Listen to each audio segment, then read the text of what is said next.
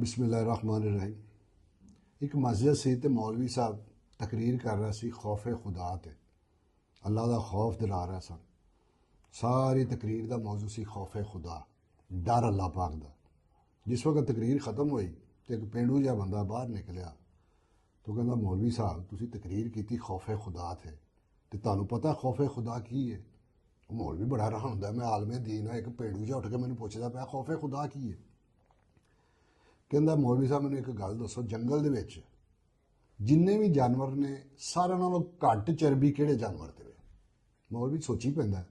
उस तो बाद सोच के कहता मौलवी कहता मैनू नहीं पता। तो कहता मैनू पता है। तो कहता फिर तू दस दे। कहता सारे नालों घट चर्बी जिहड़ी है ना हिरन ते वे। ते कहता मौलवी साहब तुहानू पता उहदे ते चर्बी घट क्यों है? कहता मैनू नहीं पता। कहता वो एक माड़ा ते कमज़ोर जानवर है जंगल दे विच ते बड़े बड़े दरिंदे ने, वो हर वक्त डरिया रहिंदा है, हर वक्त डरिया रहिंदा। तुसी अक्सर वेखोगे कि जदों हिरन पानी पींदा ना वो तद भी कदी इधर वेखदा कदी उन्होंने हर वक्त डर है। ते जिन्हों डर उन्होंने दरिंदियां दा डर है ते अल्लाह जानदा उहदे ते चर्बी नहीं हैगी। ते तुसी रब दे डर दी गल करन दे ते गर्दन वेखो तुहाडी किवें फुल्ली पई है।